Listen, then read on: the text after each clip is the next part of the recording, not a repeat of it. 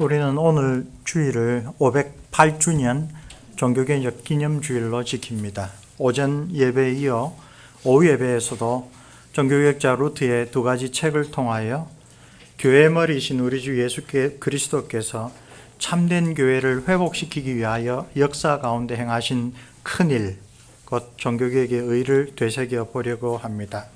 오전 묵상에서 우리는 루트의 노예의지론을 중심으로 복음의 핵심적인 의가 무엇인지를 살펴보았습니다. 우선 종교개혁의 핵심인 은혜의 복음에 대한 인문주의자들의 근본적인 오해가 무엇인지를 우리에게 또 일깨워 주는 것이기도 합니다. 이제 오후 강수를 통하여 우리는 종교개혁자 루트가 소중히 여겼던 또 한 권의 책 대요리문답을 통하여 종교개혁의 의를 되새겨 보려고 합니다. 대요리문답을 묵상하기 위하여 오늘 우리가 함께 읽었던 말씀이 시편 19편입니다. 우선 이 시편 19편의 말씀을 생각을 해보면 좋겠습니다. 다윗의 시편이라는 표제가 있고요. 하나님의 영광을 높이 찬양하는 시편입니다. 1절부터 하나님의 영광이라고 하는 것이 두드러진 주제로 나오지요. 이 시편에서 찬송하는 하나님의 영광은 첫째로 하나님이 만드신 천하 만물을 통하여 우리가 흔히 자연계시라고 하는 것을 통하여 나타납니다. 1절에서 6절까지 별이 가득한 하늘을 보고 성령으로 말미암아 감동받은 시인이 하나님의 천지 만물에 나타난 그 영광을 인식하고 찬양드립니다. 그리고는 두 번째로는 그 관심사를 하나님께서 우리에게 주신 특별 계시, 율법이라고 하는 말로 표현되는 언약에게 백성에게 주신 생명의 도를 생각하면서 하나님의 영광을 기리고 있습니다. 7절로 13절입니다.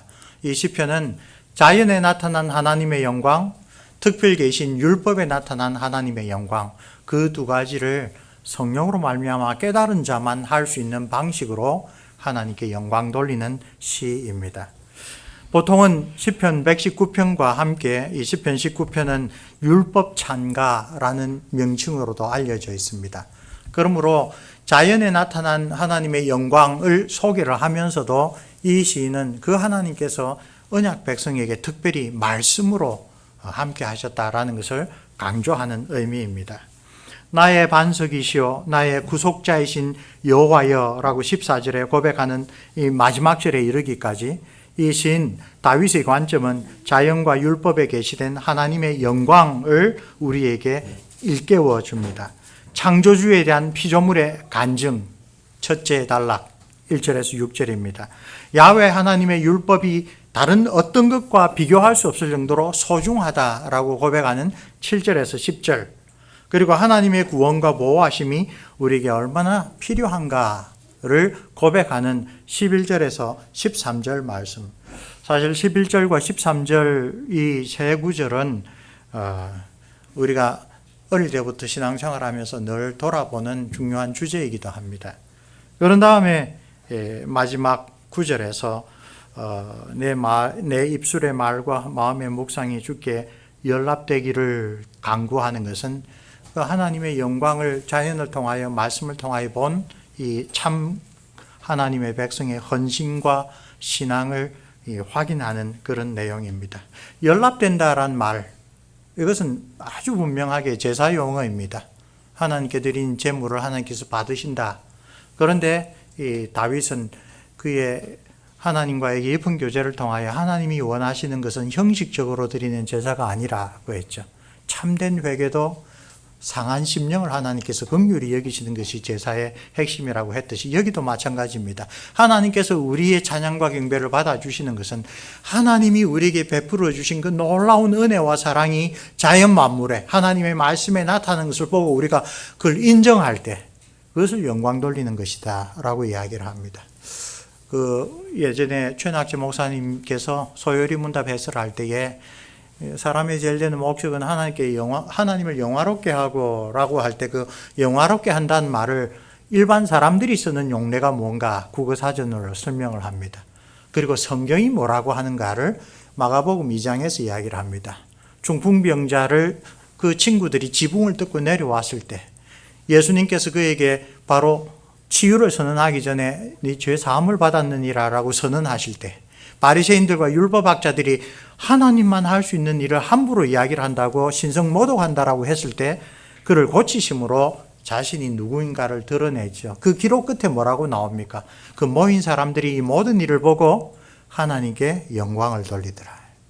거기서 영광을 돌린다라는 성경의 표현은 우리가 없는 영광을 드리고, 주일날 오후에 예배 마치고 빨리 학원 가고 공부해 가고 서울대 가라, 그러면 하나님 영광 받는다, 그런 아주 인본주의가 쓸데없는 그런 식의 방식이 아니라 하나님이 누구신지, 하나님이 우리를 위하여 행해 주신 것이 무엇인지를 바르게 깨닫고 이것은 정말 하나님의 일입니다, 이것은 정말 하나님의 놀라우십니다 라고 우리가 인정할 때 그걸 영광 돌린다라고 하는 겁니다. 우리가 뭘 하나님 부족한 게 있어서 바치는, 그게 영광 돌리는 것이 아니다 라고 그때 잘 가르쳐 주셨죠. 그런 의미에서 19편은 정말 성령으로 거듭난 경건한 백성이 자연 만물을, 밤하늘의 별들을 보고도 하나님의 그 놀라우신 섭리와 은혜를 깨닫고 영광을 돌리고, 율법을 읽으면서도 영광을 돌립니다. 아까 11절, 12절, 13절 이건 아주 중요한 고백이죠. 저는 어린 시절부터 교회를 다녀서 목사님들 설교 가운데 종종 이런 이야기를 듣습니다. 신구약 성경 66권은 정말 유기적으로 결합되어서 창세기에서 뭔가 붙잡으면 저 신약에서도 움틀거리고 막 그런 이야기를 해서 정말 그런갑다 했는데 그걸 잘 깨닫지는 못했습니다. 그걸 좀 실제로 실증을 해야지. 그렇지? 여기도 하나님의 말씀이 정금보다 더 선마을 것이고 꿀과 송이꿀보다 더 달다라고 묘사를 했는데, 이 묘사는 다윗에게는 정말 실존적으로 체험적으로 다가온 고백이죠. 근데 우리도 그런 고백을 하려면 다윗처럼 하나님이 주신 천하 만물을 보고 다윗처럼 율법을 사랑하는 가운데 하나님이 정말로 그런 분이다, 하나님이 우리에게 주신 말씀은 정말 소중하다는 것을 우리가 실증하고 체험을 해야 이런 고백에 진정으로 아멘 할 수가 있는 겁니다. 그런데 11절 보십시오.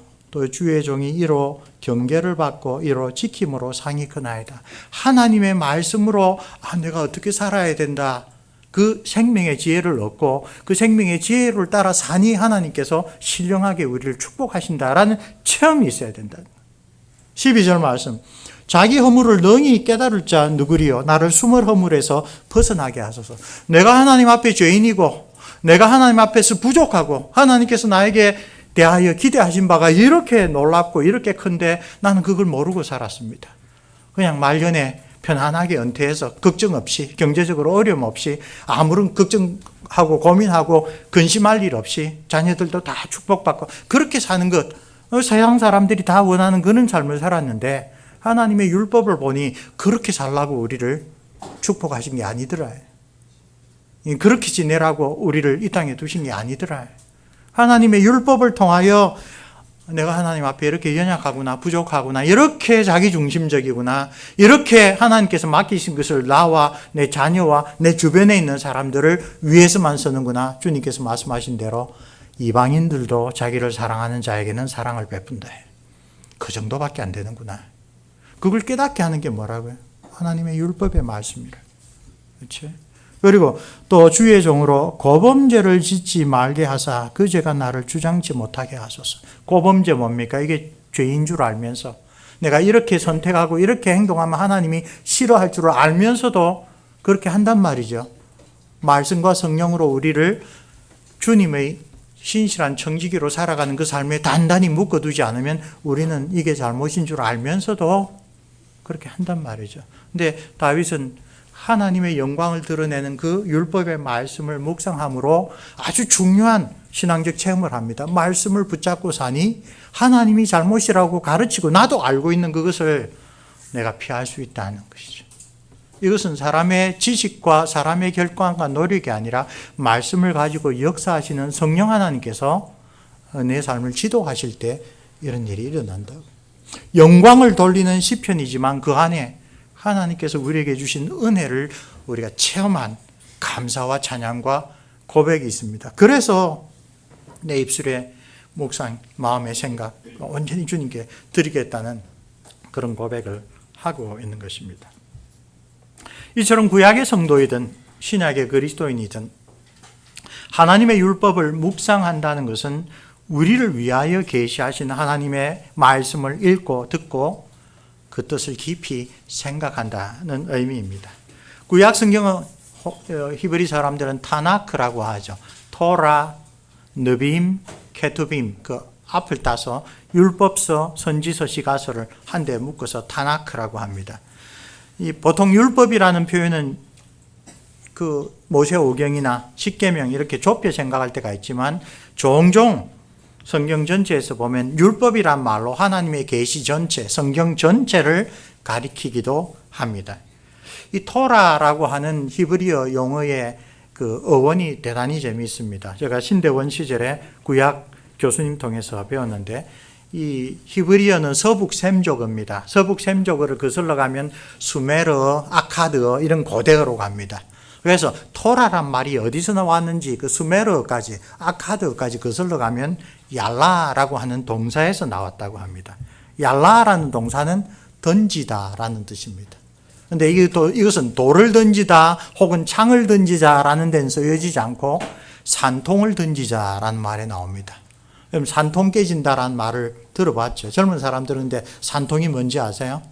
점칠 때 쓰는 겁니다. 점칠 때 여러 산을 넣고 그 통을 흔들어서 던지면 산이 흩어져서 나오는 모습을 보고 무당이 아하, 올해 당신은 물에 가까이 가서는 안 되겠다. 올해 당신은 불을 조심해야겠다. 뭐 그런 식으로 나옵니다. 이 얄라라는 동사는 산통을 던지다라는 말에서 나왔습니다. 그건 무엇입니까? 던져서 나오는 그 표시대로 따라가야 너희가 길한 삶을 살고 흉을 피한다라는 것입니다. 자, 이런 어원적인 그 기원을 비추어 보면 토라라고 하는 것은 하나님께서 모세를 통하여 이스라엘에게 주신 율법은 그 백성이 어떻게 하면 하나님이 축복하시는 생명의 길을 걷고 어떻게 하면 사망과 저주의 길에서 벗어나느냐를 가르쳐주는 말씀이라는 것이죠. 이 어원적인 분석이 상당히 의미심장합니다. 왜냐하면 40년 광야 생활을 마칠 즈음에 다시 십계명을 비롯한 율법의 말씀을 주신 게 뭐죠? 듀터로노미, 두 번째 주신 말씀 신명기입니다. 그 신명기 끝에 28장, 29장, 30절에 뭐가 나옵니까? 이 주신 말씀대로 하나님의 율법을 순종하고 살면 복이 있을 것이다. 언약의 축복을 받을 것이다. 그 2배 정도로 길게 만약에 이 주신 말씀을 순종하지 않으면 저주가 있을 것이고 결국은 하나님이 주신 그 가나안 복지에서 쫓겨날 것이고 사로잡혀 갈 것이다. 그렇게 복과 저주를 아주 엄숙하게 하늘과 땅을 불러서 이야기를 하는 것이 신명기 28장, 29장, 30장 말씀입니다. 그렇죠? 하나님의 말씀, 곧 율법을 읽고 듣고 묵상하여 언약 백성들이 온전한 길을 걸어가는 것이 얼마나 중요한지 주의 종 모세는 신명기 끝에 그렇게 간절하게 생생하게 이렇게 기록하고 있습니다. 루트가 자신의 모든 저서들 가운데 은혜에 관한 성경적 진리를 잘 가르친 노예 의지론과 더불어 대요리 문답을 내 다른 모든 책은 버려도 좋다. 이 2권만 남아있으면 나는 만족한다. 라고 선택한 것은 바로 이런 점에서 참으로 의미심장합니다. 하나님께서 종교개혁을 위하여 들어서신 이 탁월한 종은 기독교 신앙이 무엇인지 그 핵심을 잘 이해하고 있다는 것이 이 2권의 책을 선택한 데서도 드러난다고 했죠. 노예 의지론이 오직 은혜, 오직 믿음, 그 종교개혁의 원리가 무엇인지를 잘 가르쳐 준다면 대요리 문답은 오직 성경, 그리고 그 당시에 항상 같이 강조한 게 뭡니까? 모든 성경. 솔라 스크립투라, 토타 스크립투라라고 하는 종교개혁의 근본 원리를 탁월하게 보여주는 그러한 작품이 대요리 문답이기 때문에 그렇습니다. 이제 그 내용을 함께 살펴봅시다. 오전과 마찬가지로 우리 처음에 루터의 대요리 문답 앞에 루터의 레거시 있죠. 루터와 2권의 책을 중심으로 살펴보는 가운데 우리 이 책이 나왔네요. 루터의 대요리 문답이 1529년입니다. 시간 순서로 좀 살폈습니다. 앞서서 노예 의지론 혹은 의지의 속박에 관하여는 1525년 12월에 나온 책입니다. 대요리 문답은 1529년에 나온 책이고 둘 다 이 책을 쓰게 된 계기가 있습니다. 우리 다음 페이지 넘어가기 전에 이 노예 의지로는 종교개혁의 핵심에 대하여 가장 정확하게 공격했던 에라스무스에 대하여 논박하기 위하여 썼습니다. 근데 이것은 교회의 필요를 위하여 쓰게 됩니다. 우선 이 책에 대하여 넘어갑시다. 이 책에 대하여 한번 소개하겠습니다. 안 넘어갑니까? 유스투스 요나스는 루트의 제자이다가 동력자가 되었고 마지막에는 루트가 가장 신임하는 사람들 중에 하나, 즉 루트의 고해 신부가 됩니다. 우리 작년에 제가 종교개혁 특강을 하면서 이분 한번 소개했을 겁니다. 루트가 고향의 만스펠트 백작 형제들을 화해시키러 갔다가 독감에 걸려서 생명의 경각이 있을 때에 비텐베르크 사람들이 대거 와서 루트의 마지막 순간을 기억합니다. 정신이 가물가물한 가운데 루트의 팔뚝을 꼬집어 가면서 이 사람이 죽기 전에도 자기가 평생 가르쳤던 은혜의 복음을 고백하고 죽었다라는 것을 기록하기 위하여 유스투스 요나가 그의 마지막 유언을 받아 적었, 그 정도로 아주 친밀한 동료이죠. 이분이 루트의 교리문답에 대하여 이렇게 평가합니다. 루트의 교리문답서는 시로 작은 책입니다. 루트와 그의 공동체가, 루트파 교회가 세상에 아무런 유익도 주지 않고 오직 이것만, 대요리 문답만 알렸다고 할지라도 지구상의 모든 대학과 신학교보다 더 큰 일을 한 것이나 다름없습니다. 과장처럼 보이지만 내용 그리고 그 의의를 보면 왜 이런 이야기를 루트의 동료들이 했는지를 우리가 알 수가 있습니다. 자, 오늘날의 루트파 신학자 가운데 가장 두드러진 인물이 티모시 웬거트라고 하는 교수입니다. 루트의 교리문답서는 어떤 정치적 슬로건도 아니고 루트파 교인들만의 전유물도 아닙니다. 이것은 모든 그리스도인의 심장을 드러내 보여줍니다. 그리스도인이다, 기독교 신앙을 가졌다라고 하면 그것이 무엇인가를 보여주는 것이다. 이 루터교 신앙 고백뿐만 아니라 개혁파 신앙 고백, 앵글리칸 처치의 신앙 고백, 무엇이든 간에 참된 그리스도인이라면 성경이 가르치는 바를 아멘하고 받아들인 이 책의 내용은 받아들일 수밖에 없는 그런 책이다라고 이야기를 합니다. 자, 이 책은 작센의 선제후의 명령에 의하여 시작되었습니다. 1528년에 독일 신성 로마 제국 작센 선제후국의 목사들에게 주는 시찰자의 교육이라는 보고서가 있습니다.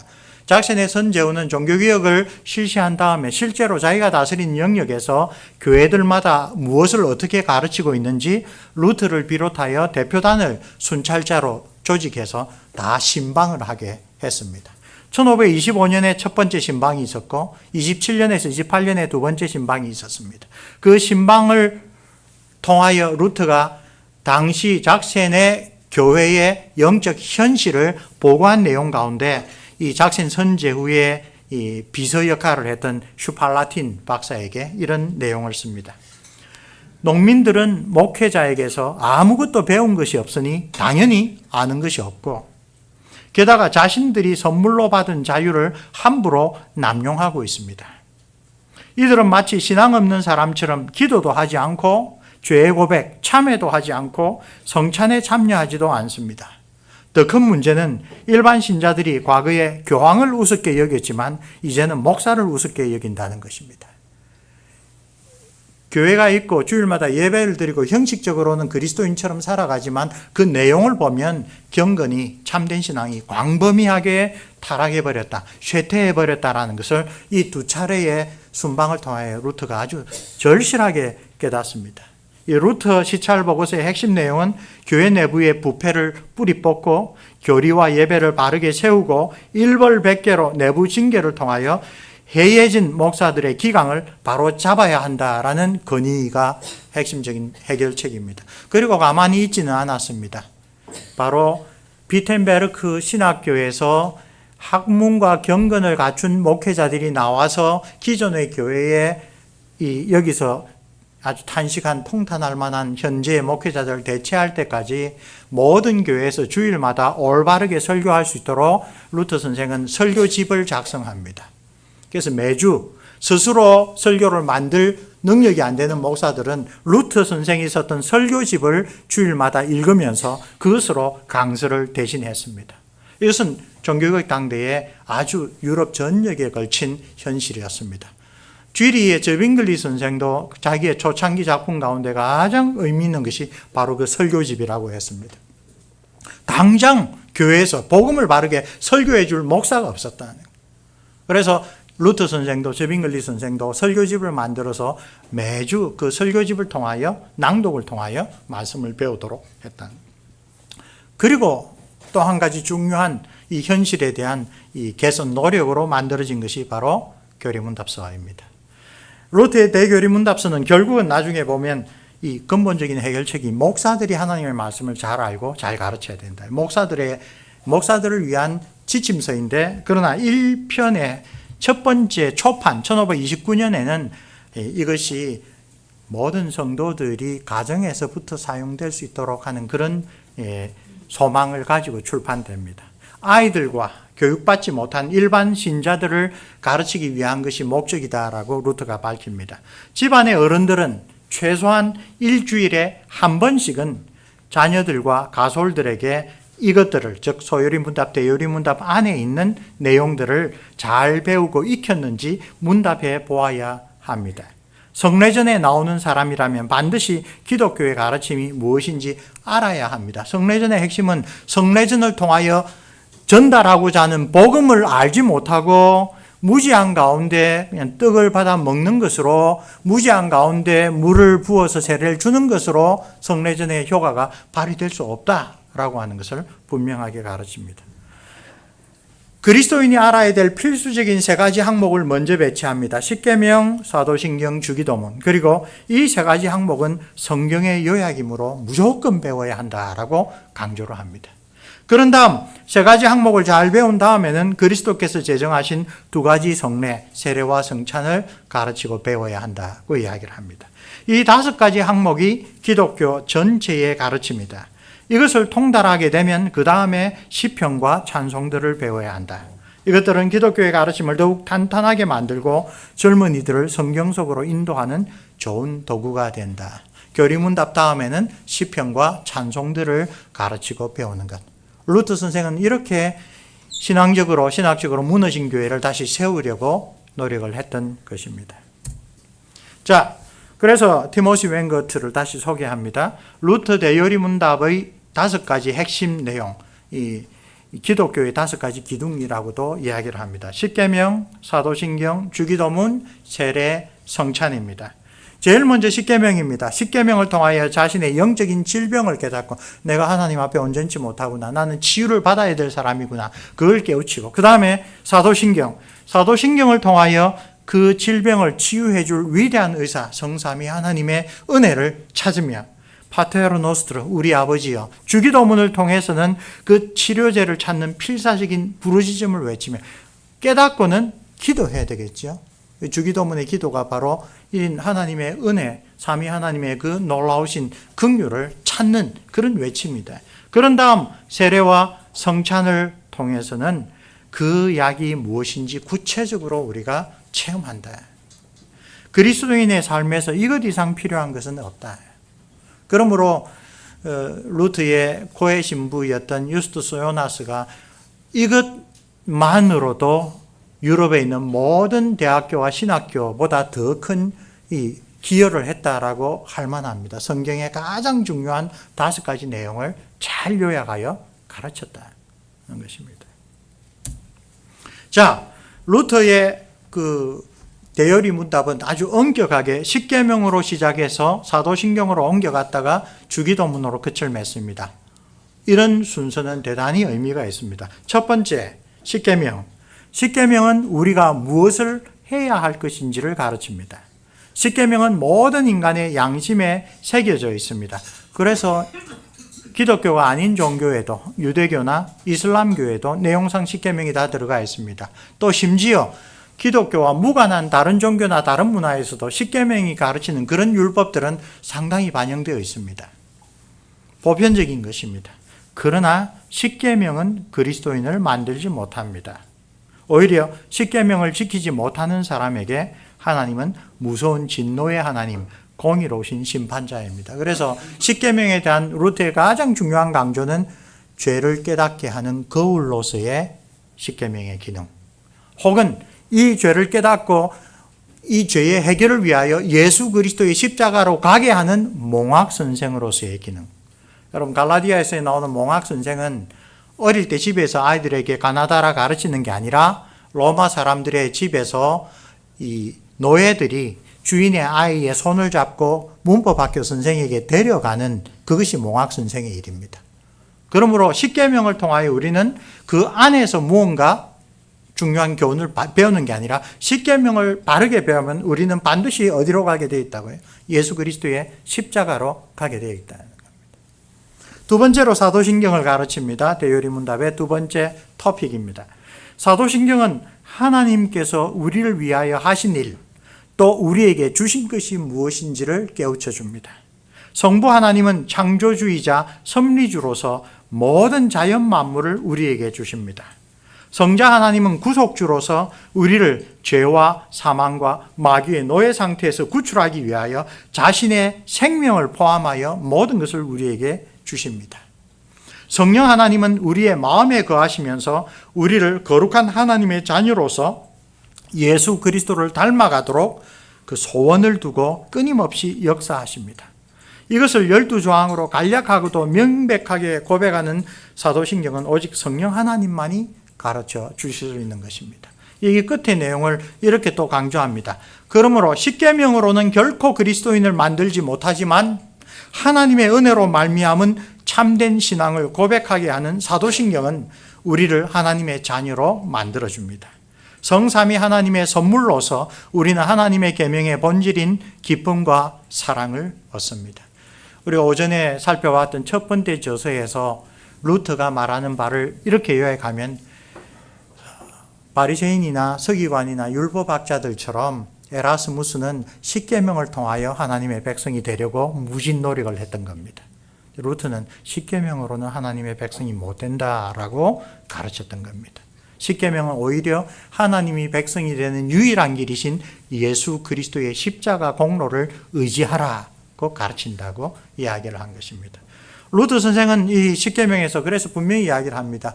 아브라함의 하나님을 자기 신으로 여기는 유대교나 이슬람교는 십계명을 가지고 있지만 결코 아브라함의 그 하나님을 자기 아버지로 봐주지 못한다. 왜?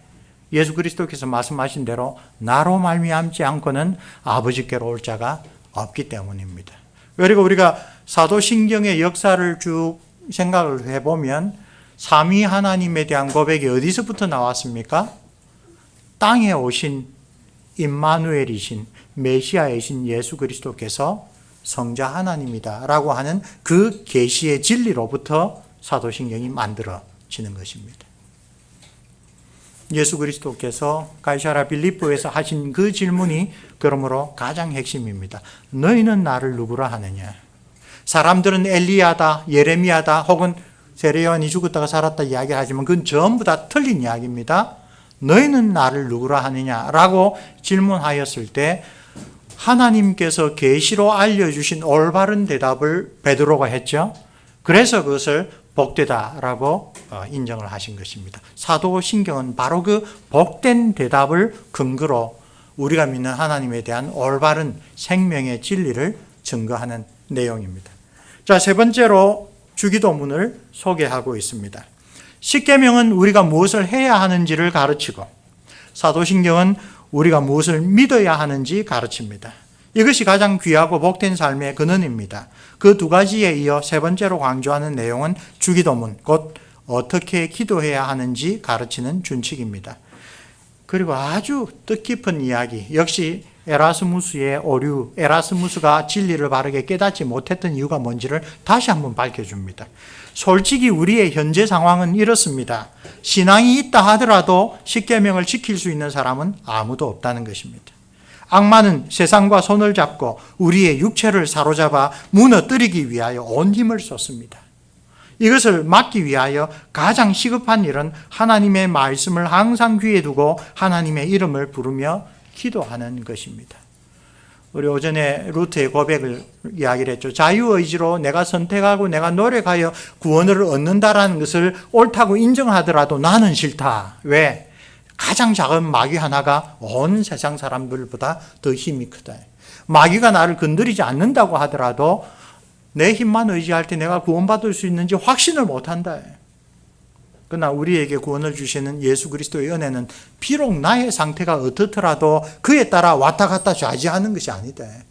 그래서 성경에서 하나님이 당신을 사랑한다는 것을 어떻게 알 수 있습니까? 라고 할 때 우리는 어려서부터 실존주의적인 영향을 받아서 내가 체험했던 것, 내 기도로 응답했던 것, 그런 나의 체험에서 찾지만 성경은 일관되게 말합니다. 하나님이 우리를 사랑하사 어떻게 하셨다고요? 독생자를 세상에 주셨다.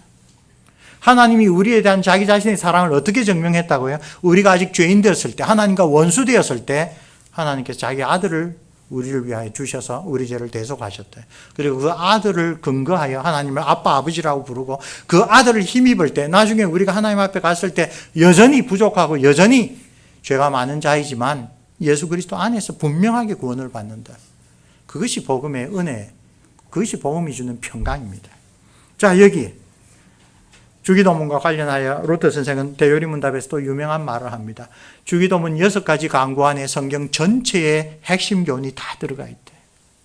그러므로 우리가 어떻게 기도할까를 생각할 때 주기도문에 담겨 있다는 그 성경 전체의 보물이 무엇인지를 우리가 늘 새롭게 공부할 필요가 있습니다. 루터에게 어떤 사람이 좀 진지한 요청을 했습니다. 내가 새롭게 이제 기도를 열심히 하고 살려고 하는데 루터 선생님 기도를 어떻게 해야 하는지 좀 가르쳐 주십시오. 루터가 아주 겸비한 마음으로 그러나 아주 분명하게 이야기를 합니다. 나는 이렇게 기도합니다.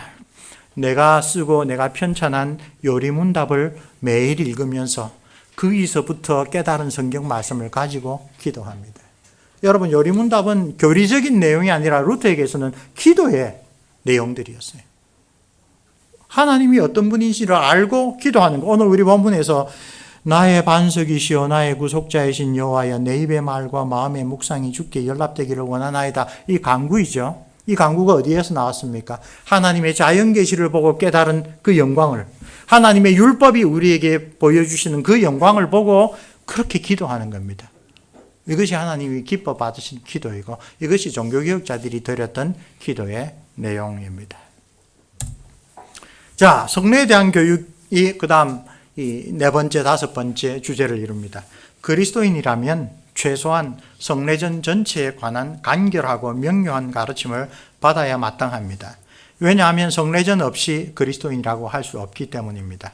그런데 유감스럽게도 이제껏 이 사람들은 이런 교육을 받아본 적이 없습니다. 그래서 요즘에는 그 발표를 하러 가면 많은 장로교 목사님들도 성찬식 꼭 필요합니까? 그런 이야기를 해요. 복음의 말씀을 잘 강설하면 그걸로 충분하지 않습니까? 성찬식 이거는 사도 시절에 지금보다 훨씬 여러 가지로 시청각 교육이 필요한 그때 주신 것 아닙니까? 종교개혁자 루터는 그 이유가 뭐냐, 그런 교육을 제대로 받지 않으니 성례전이 얼마나 중요한 것인지 깨닫지 못하니 그런 이야기가 나왔다라고 생각하는 것입니다. 세례의 물 자체가 특별하고 귀해서 그런 것이 아니라 하나님의 말씀과 계명이 그 성례전에 담겨 있기 때문입니다. 그러므로 세례를 우습게 여기는 것은 간악한 행위이며 악마가 조롱하는 것과 같습니다. 우리 가운데 새 영을 받았다고 떠벌리는 자들, 그 당시 제세례파를 말합니다. 이분들은 세례나 성찬을 다 피상적인 것이라고, 중요하지 않은 것이라고 그렇게 배격을 했죠. 하나님의 말씀과 그분이 정하신 바는 모조리 제거해버리고 그저 샘에서 솟아난 물만 봅니다. 하나님의 말씀과 계명 그리고 하나님의 이름, 이것이 물속에 담겨있는 핵심입니다. 그러므로 그냥 세례를 전통적인 방식으로 베푸는 게 아니라 이 세례가 뜻하는 바가 뭐고 이 세례를 통하여 하나님께서 언약적으로 내려주신 축복이 뭐고 그 축복에 대하여 우리가 마땅하게 순종해야 될 바가 뭔가 그렇게 가르치는 것이 성례전의 아주 중요한 사전 조건이자 아주 필수적인 내용이라는 것입니다. 그래서 개혁교회는 세례를 베풀 때마다, 성찬을 베풀 때마다 그 신학적으로 성경에 근거해 잘 갖추어진 그 세례 예전문, 성찬 예전문을 예배 시마다 읽습니다. 처음 세례를 받는 경우에는 그 부모들에게 담임 목사가 신방하여서 그 예전을 통하여 세례가 무슨 의미인지 바르게 가르칩니다. 그리고 믿는 마음으로 참가하도록 그렇게 권유합니다. 성찬의 세례에서도 세례 성례를 다룬 방식과 마찬가지로 3가지 주제로 설명하겠습니다. 성찬의 본질이 무엇인지, 성찬의 유익은 무엇인지, 누가 그 성찬에 참여해야 하는지, 세례도 똑같이 이 본질과 유익과 참여할 자격, 이 세 가지로 설명을 했다 하는 것입니다. 이 모든 것은 그리스도께서 제정하신 말씀에 근거하고 있다는 점에 유념해야 합니다. 자, 이 점에서도 우리는 좀 더 겸비해야 될 필요가 있습니다. 나도 신앙생활을 오래 했지만 세례나 성찬이 설교만큼 그렇게 은혜를 주거나 의미가 있다고 생각을 하지 않는다라고 혹시 생각한다면 우리의 체험이 그렇다는 겁니다. 근데 주의 종 마틴 루터는 그리스도께서 이렇게 제정하셨고 이렇게 하라고 우리에게 명령하셨다고 성경의 가르침을 선포합니다. 그럼 마찬가지죠. 나의 생각과 성경의 가르침 가운데 우리가 무엇을 앞세워야 하는가. 그리고 성경에서 우리의 유익을 위하여 주셨다고 하면 어떻게 우리가 그것을 받고 어떻게 실행해야 주님께서 약속하신 그 언약의 축복을 받아 누릴 수 있는가. 바로 그것 때문에 대요리문답에서 네 번째, 다섯 번째로 세례와 성찬을 아주 자세하게 가르친 것입니다. 자, 불과 1년 만에 2판, 3판이 나왔는데 3판의 서문을 보면 루터 선생이 화가 대단히 많이 나셨어요. 그래서 아주 자극적인 표현을 합니다. 교리문답서는 태만한 목사와 설교자들 때문에 출판되었다. 게으른 뚱보 목사들과 거만한 성도들이여, 제발 부탁하니 자신을 돌이켜보아라. 당신들이 믿고 생각하는 것과는 달리 당신들의 지식 수준은 바닥이다. 교회에서 영적인 지도자라고 하는 사람들이 알고 보면 교리문답에서 이야기하는 기독교 신앙의 5 기둥에 대하여 제대로 알지도 못하면서 자기들은 잘 믿고 있다고 착각하고 있다. 이렇게 구중하시는 겁니다. 교리문답서는 불구대천의 원수들에 대항할 중요한 영적인 무기입니다. 교리문답을 통하여 하나님의 말씀을 곁에 두고 암송하고 그것으로 묵상할 때 생기는 특별한 도우심이 있는데 그것은 악마와 세상과 육에 대항할 수 있게 된다는 사실이다. 하이델베르 교리문답에서도 웨스트민스터 신앙고백서에도 기독교인을 위협하는 3가지 대적이 마귀와 세상의 유혹과 우리의 옛사람의 악한 본성, 이 셋이 힘을 합쳐서 어떻게든 우리가 하나님께로 가까이 가는 것을 막는다 그러죠. 이것은 우리가 일상적으로 늘 겪는 일인데 둔감해지면 모르고 지나갑니다. 우리가 오늘 주님 말씀을 통하여 기도를 통하여 예배와 찬양을 통하여 은혜를 받았다면 반드시 오늘 저녁부터 마귀는 갖가지 방법을 써서 우리에게 심겨진 은혜의 씨앗을 빼앗아 가려고 책동합니다. 오늘 가셔서 부부싸움 안 하시기를 바랍니다. 아이들에게 화내지 마시기를 바랍니다. 반드시 우리의 연약한 점을 노리고 들어옵니다. 루터가 그런 유명한 표현을 하죠. 마귀는 5,000년 동안 이렇게 우리를 넘어지는 일에 골몰한 자이기 때문에 도 같은 자들이다. 내 힘만 의지할 때는 속절없이 무너질 수밖에 없다. 그것을 이길 수 있는, 점점 더 우리가 영적으로 강해질 수 있는 게 뭐라고요? 하나님의 말씀을 교리문답으로 잘 정리된 그 핵심적인 내용을 곁에 두고 읽고 묵상할 때 우리가 이 불구대천의 원수들과 싸울 수 있는 영적인 힘이 길러진다는 겁니다. 이 사실 하나만으로도 교리문답서를 읽고 암송하고 묵상할 충분한 이유가 된다. 교리문답서는 성경의 요약이다. 이것만큼은 분명한 사실이다. 십계명을 바르고 완전하게 알려는 사람이라면 성경 전체를 이해할 수 있어야 한다. 시편의 시인들이 끊임없이 붙잡고 고수했던 핵심 주제는 뭐냐? 다름 아니라 십계명의 첫째 계명이다. 루터가 첫째 계명이라고 할 때는 우리 개역교에서 말하는 첫째 계명과 둘째 계명입니다. 나 외에는 다른 신을 내게 있게 마치니라. 그 다음에 형상, 즉 하나님이 기뻐하시지 않는 방식으로 하나님을 섬기려고 하지 말아라. 루터는 전통적인 구분법으로 그 1계명과 2계명을 함께 첫째 계명이라고 이야기를 합니다. 근데 시편 전체를 바르게 이해하려면 이 구약에 경건한 시인들이 하나님에 대한 믿음, 하나님을 올바르게 예배드리는 것, 그것을 붙잡고 이렇게 기도하고 찬양하고 고백하고 했구나. 다시 또 나옵니다. 게으른 뚱보 목사들과 그만한 성도들은 성경 전체는 고사하고 시편의 단 한 구절도 이해하지 못한다. 읽지 않는다, 암송하지 않는다가 아니라 예수 그리스도의 빛으로 올바르게 깨닫지를 못한다는 이야기입니다. 자, 루터 자신이 겸비하게 실천합니다. 여기 보면 16세기 16세기에 루터가 아이들에게 교리문답을 가르치는 장면을 애칭 판화로 만들어 놓은 것입니다. 저는 박사이고 설교자입니다. 배울 만큼 배웠고 산전수전 다 겪었습니다. 그러나 여전히 교리를 배울 때는 어린아이처럼 배웁니다. 매일 아침 그리고 시간 날 때마다 십계명, 신조, 주기도 그리고 시편을 또박또박 입으로 소리내어 읽습니다. 그럼에도 불구하고 여전히 매일 조금씩 더 읽고 연구해야 될 필요를 느낍니다. 요약이기 때문에. 요약을 통하여 그 원본이 성경으로 돌아가면 평생 다 배워도 우리가 다 이해하지 못하는 풍성한 하나님의 율법의 지혜가 있다는 고백입니다. 교리문답 앞에서 저는 여전히 어린아이고 학생입니다. 그러나 저는 이런 제 모습을 기꺼이 즐거워합니다. 그래서 기도에 대하여 묻는 성도에게 나는 교리문답 읽으면서 기도합니다. 그런 이야기를 하는 것입니다. 모든 그리스도인은 이것을 매일 익히고 실천해야 합니다. 아주 세심하고 부지런히 노력하되 자기 만족에 전념되거나 뭐든지 다 알고 있고 무엇인지 할 수 있다는 자만과 과대망상에 빠지지 마십시오. 그와 반대로 부단히 읽고 가르치며 배우며 고민하고 또 고민해야 합니다. 악마에게 죽음을 선언하고 그 세력을 멸하시는 분은 하나님 자신이며 우리는 모두 그분의 거룩한 성도라는 사실을 깨닫고 확신할 때까지 이 일을 멈추지 말아야 합니다.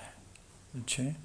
편안하다 편안하다 하면서 사실은 마귀로부터 이 세상으로부터 우리의 악한 욕심으로부터 농락당하고 살고 있는데도 그걸 모르고 사는 것을 보고 선지자 예레미야는 뭡니까? 그거는 하나님의 거짓 선지자들이 평안하지 않는데 하나님 뜻대로 살지 않는데도 평안하다 평안하다 가장 치명적인 거짓 설교, 거짓 메시지이죠.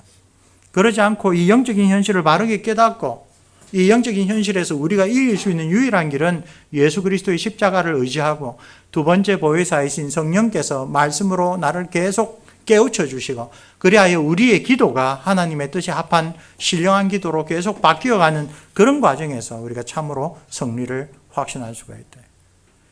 신앙적으로 이기는 그러한 삶을 살아갈 수 있다는 그런 교훈입니다. 자, 교회는 하나님의 계시에 대하여 아멘 합니다. 그 계시가 성경으로 기록되어 있습니다.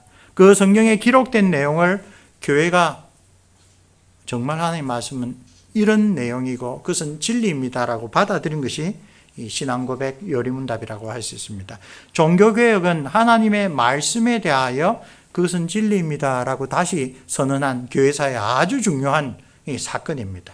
그리고 종교개혁자들이 그토록 풍성하게 만들어낸 교리문답은 그 하나님의 말씀에 대하여 교회가 가르친 것을 요약하여 교회가 성경에 대하여 아멘 한 것입니다. 우리 성약출판사에서 나온 그 네덜란드 신앙고백서 해설, 이 캐나다에 있는 분들이 영어로 번역하면서 본래 제목이 아멘 판드 게르크, 교회의 아멘인데 그것을 The Church Says Amen이라고 번역을 했습니다. 신앙 고백은 하나님의 말씀 성경에 대하여 교회가 아멘한 것이다. 그런 뜻이죠. 그리고 이 캐터기즘을 가지고 설교하는 것은 이 마태복음 28장 19절에서 20절 말씀, 그 구절의 핵심은 가서 모든 민족으로 제자 삼으라. 이것이 주된 동사입니다. 그 다음에 그 제자 삼는 수단으로 처음 나온 게 뭡니까? 아버지와 아들과 성령의 이름으로 세례를 줌으로써.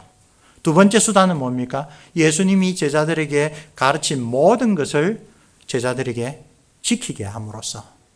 바로 내가 너희에게 분부한 모든 것을 가르쳐 지키게 함으로써 제자 삼으라는 말씀을 종교개혁자들은 이 교리문답을 통하여 실천한 겁니다.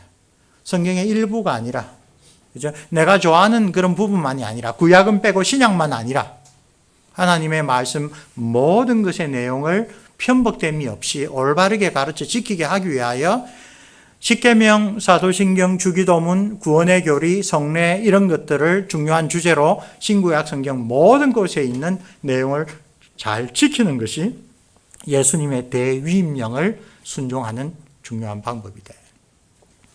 네덜란드 간펀신학교에서 교회사를 가르친 프랑크 판드폴 교수가 이 신조에 대하여 강연하면서 이런 말씀을 하셨습니다. 신앙 고백은 태도의 문제이다.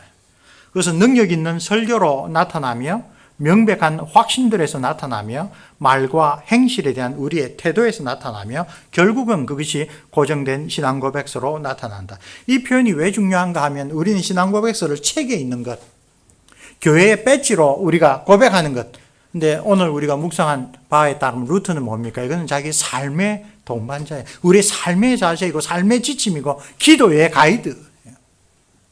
이건 태도의 문제입니다. 우리 그리스도인의 삶과 관련된, 직접 관련된 문제다라고 이야기를 하는 것입니다. 헤르만 셀드라이스 교수, 아플도른 신학교의 교사 교수는 루트는 대요리 문답을 자신의 최고 글작품 가운데 하나로 간주하였고 평생토록 그 자신이 그것을 활용하였다라고 이야기를 합니다. 자, 끝으로 책 두 권을 소개합니다. 이 대가들의 책을 읽고 묵상하면 유익이 큽니다. 루트에 대하여 단 한 권의 책을 소개하라고 한다면 헤이코 오브만이 하나님과 악마 사이의 인간 루트, 정말 루트가 16세기에 어떤 사람이었는지를 생생하게 보여주는 책입니다. 그리고 빌럼 파너스 베이커르 교수, 아플도론 신학교 은퇴하신 세계적인 교회사가죠. 루터 약속과 경험, 이런 대가들의 책은 정말 이 종교개혁자들의 사상을 깊이 이해하고 소개하기 때문에 우리가 한 번씩 읽어보면서 근데 다시 말씀드립니다. 혼자 읽지 마시고 함께 스터디 하시는 게 좋겠습니다. 기도하겠습니다. 그리스도의 제자로 살아가기를 소원하는 그리스도인들로서 우리가 함께 기도 드리도록 하겠습니다. 하늘에 계신 우리 아버지 하나님, 크신 사랑과 은혜로서 죄에 빠져 하나님의 거룩하신 뜻을 저버리고 세상의 유혹과 사단의 속임에 이끌려 죽음의 길로 달려가던 우리를 불쌍히 여기시고 생명과 평안의 길을 선포하는 거룩한 율법 하나님의 말씀을 내려주신 것을 우리가 마음으로부터 감사드립니다. 뿐만 아니라 우리의 무지와 연약으로 인하여 그 귀한 선물 곧 지키면 그로 말미암아 생명을 얻게 하는 하나님의 말씀을 우리가 바르게 순종하지 못하는 불쌍한 처지임을 아시고 우리 주 예수 그리스도를 보내어 주셔서 우리 모두를 대표하고 또 우리를 대신하여 하나님의 모든 율법을 온전히 다 순종하시고 이루게 하신 것을 참으로 감사합니다. 그리하여 우리에게는 그 십자가의 대속의 공로를 의지하여 주 예수 그리스도의 이름으로 하나님 앞에 담대히 나아가 하나님을 아빠, 아버지라고 부를 수 있게 해 주셨나이다. 이제 두 번째 보혜사이신 성령께서 믿는 자들의 심령에 찾아오셔서 주님께서 사도들에게 맡기시고 분부하신 대로 주님의 뜻을 남김없이 가르치고 배우는 일에 우리가 순종하는 마음으로 부지런히 실천하려고 합니다. 편벽되지 않고 온전하게 우리를 향한 하나님의 뜻을 알게 하시고 또 겸비하고 간절하게 우리의 삶에서 이것을 실천하게 하옵소서. 이 땅에서 나그네로 지나는 우리의 연수가 더할수록 주님의 뜻을 더 잘 받드는 신실한 청지기로 살아가게 하옵소서. 땅 위의 주의 교회들을 축복하여 주셔서 사도들을 통하여 교회에 주신 이 귀한 사명을 잘 감당할 수 있게 해 주옵소서. 생명을 주시는 하나님의 능력의 말씀이 올바르고 풍성하게 선포되게 하시고 보혜사 성령께서 그 말씀을 가지고 역사하셔서 우리 가운데 신령한 열매가 맺어지게 하옵소서. 오늘도 우리의 마음에 거하시는 성령 하나님, 우리의 마음의 생각과 입술의 말과 행실을 온전히 바로 그 능력의 말씀으로, 은혜의 그 말씀으로 주장하여 주옵소서. 주의 거룩한 성도들과 함께 오늘 우리도 나의 반석이시오 나의 구속자이신 여호와여, 내 입의 말과 마음의 묵상이 주께 연락되기를 원하나이다 라고 간절하게 기도하게 하옵소서. 우리 주 예수 그리스도의 이름으로 기도합니다. 아멘.